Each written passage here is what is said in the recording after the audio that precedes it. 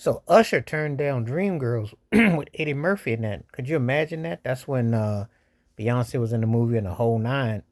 Yeah. He had done a few movies. We don't really talk about Usher's movies per se. Usher's movies is kind of to be time. They might be on there running neck and neck with Nick Cannon movies. They're not as good as Tyrese movies. He's a typical singer who does movies which mm, cut in the I dare I say cut in the way Michael Jackson, Prince, Elvis Presley's type of movies. They're entertainers movies, but they're not really different vehicles to what they are as people. So, when you watch those kind of movies, you know that it's gonna be a song and dance thing. It's not gonna really be much diverting from that. And that's an interesting situation. Now, Usher had a done Dreamgirls right when he was coming off the Confessions album.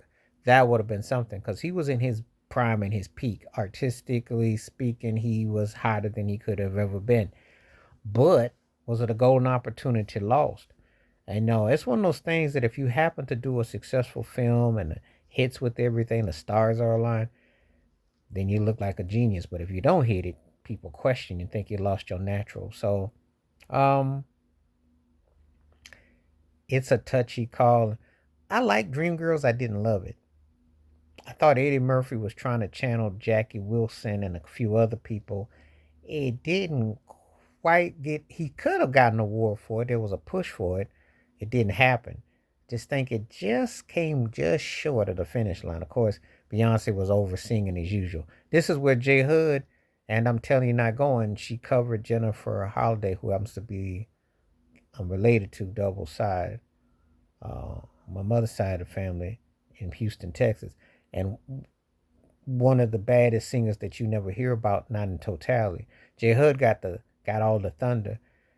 Never has matched it since with the song since, but let's just keep it 100. Got the successful TV show, won all the awards you can imagine. She doesn't have to do anything.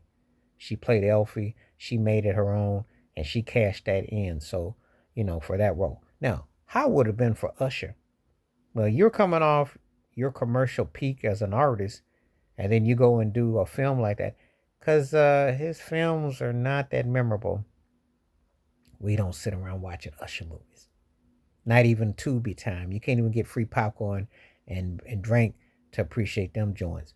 But Eddie Murphy and everybody was pushing him to be in this movie because they knew that at that time, to do the Soul Man thing, because he has basically become like a karaoke machine act. I mean, he does tributes to different artists, so why not make it into a big film? And he did have a live film, I think about a year ago or so, right? He did the Super Bowl.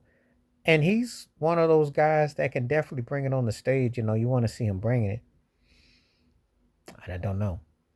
Did I like the Dreamgirls? The soundtrack was cool. Jamie Foxx did pretty good in the movie, etc. But you know what it's all about: Motown and Berry Gordy and Donna Ross Hall. You know what the story is. We all know what it's about. But I like the Broadway musical, and I think it's kind of hard to recapture that. You know, but Usher being part of it would have been interesting.